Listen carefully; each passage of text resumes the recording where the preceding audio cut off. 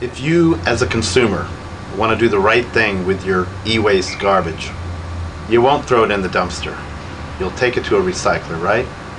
This is what the local government will tell you to do. This is what the state government will tell you to do.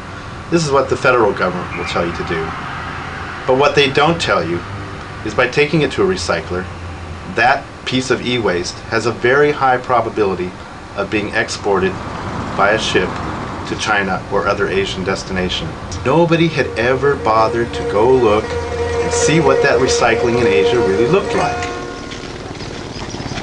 BAN, a global watchdog group dedicated to preventing toxic trades of all kinds, decided to conduct a field investigation. Following up news articles and emails from mainland China, BAN was directed to an e-waste processing area known as Guayu on the Longdong River near the city of Shantou in the northeast Guangdong province, 4 hours by car from Hong Kong. In the course of 3 intensive days in and around Guayu's 4 villages, the small investigative team witnessed firsthand what passes for recycling of e-waste in Asia.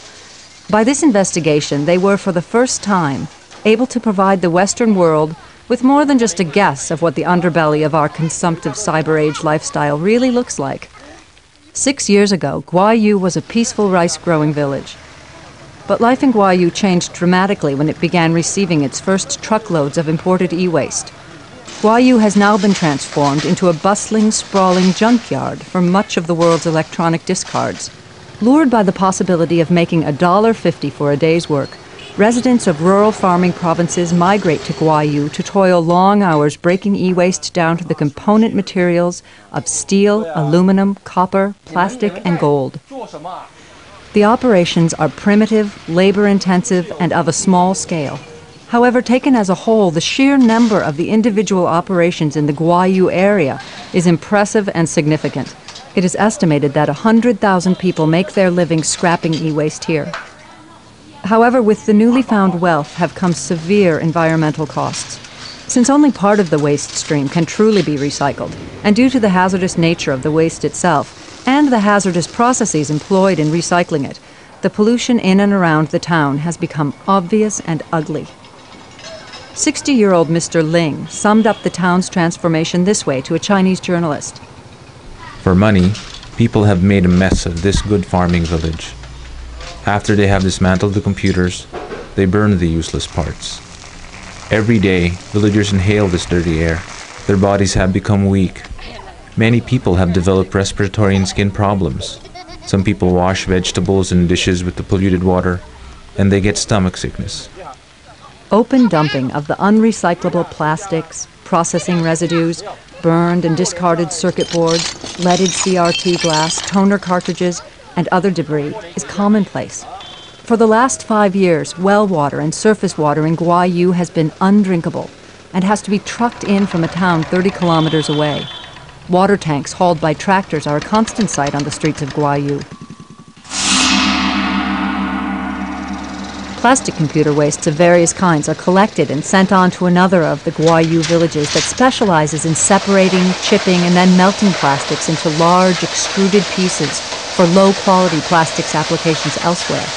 Scientists confirm that melting plastics is likely to create dioxins and furans when PVC plastic is involved. Likewise, e-wastes impregnated or coated with flame retardants may create dioxins. This is a very serious problem, as use of these highly polluting flame retardants in electronic plastics is widespread. It was estimated that about half of the imported e-waste plastic is not recycled, but is either burned or dumped in the vicinity of Guayu. Perhaps the most profitable and most dangerous recycling operation involves the processing of electronic printed circuit boards. After the circuit boards are pulled from the computers, they are then handled by one of the hundreds of desoldering laborers operating all over town. The circuit boards are placed over a coal-fired grill until the solder melts. Then the chips are plucked from the boards for later sorting. Some of the workers use fans to blow the fumes away, but inhalation of the lead, tin, solder vapors is inevitable, as is the ambient fallout of the heavy metals over the entire community. After the valuable chips are removed, the boards are often burned to recover residual solder and discarded in the environment. Here along the river, even after a government cleanup operation, Massive piles of charred circuit boards lie dumped, reduced to ashen fiberglass skeletons. Analysis of the river water, soil, and sediment samples here revealed alarming levels of heavy metals. Soil here had levels of lead more than 200 times the level at which the Dutch government considers sediment to be a hazardous waste. River water here was found to be 2,400 times the World Health Organization's threshold level for lead in drinking water. In 2002, BAND, the Basel Action Network, uncovered a dirty little secret of the high-tech industry. BAND's documentary film, Exporting Harm, revealed that electronic waste such as scrap computers is in fact hazardous waste, and that as much as 80% of the growing mountains of hazardous e-waste collected for recycling in wealthy, developed countries is instead exported to Asia. Through the convenience of a global e-waste trade, the electronics industry has been able to avoid responsibility for the impacts of their toxic products, and has instead been able to pass these hazards and their costs off to some of the world's poorest communities and workers in destinations like China or India.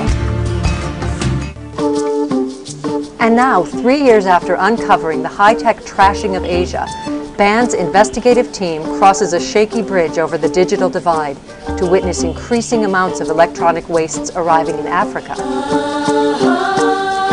Much of what is being exported to them is not functional or reusable, or very quickly becomes obsolete, leaving a rapidly growing legacy of toxic waste that burdens the poorest communities, lacking any infrastructure to deal with it.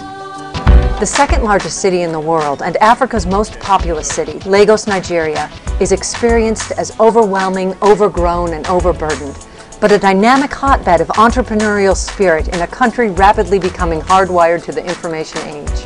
No place better exemplifies the latest global trends in the e-waste trade than the massive computer and electronics markets found in Lagos.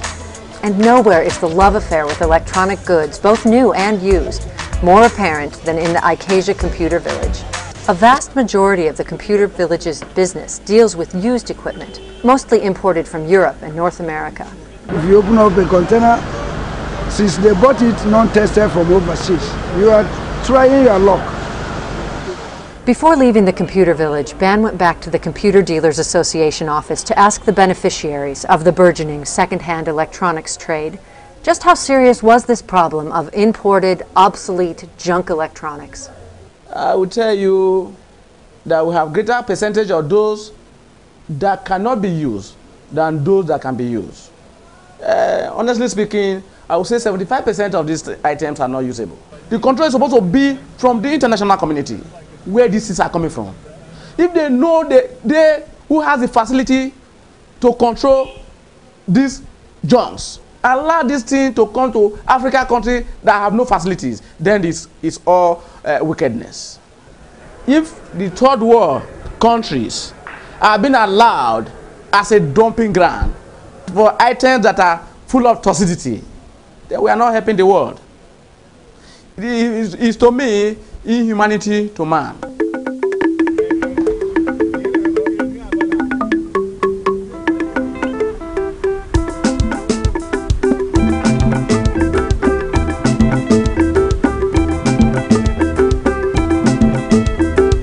The investigative team asked Mr. Oboro where the dealers obtained the imported used equipment. He directed them to large wholesale warehouses and yards near the port where the containers first arrive after clearing customs. There are still a lot of junks. There are a lot of junks in Lagos, and if nobody buys them, they get thrown away. At the warehouses, the fate of much of the unmarketable imports was revealed. This equipment is seen as worthless even here in Lagos, and without recycling destinations, piles up in cavernous warehouses gathering dust. And just outside the gates, dumpsters were found laden with rejected e-waste scrap. Definitely, I want the country where these goods are coming from to at least give us, the developing nation, working items. We should not be classed as a dumping nation where we just bring anything that is not good, just come and throw them here in Nigeria. No. I want them to give us things that is working, things that they will use in their own country should be what they should export to other countries. Just treat us like one of them. I employ the government of each of these countries where they export from to kindly monitor the items and let us as well be happy.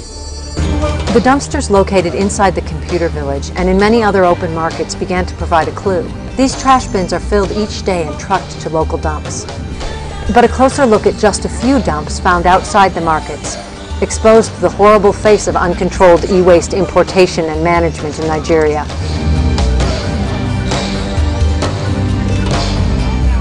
Outside, just on the outskirts of the Laba market, the electronics market here in Lagos, Nigeria.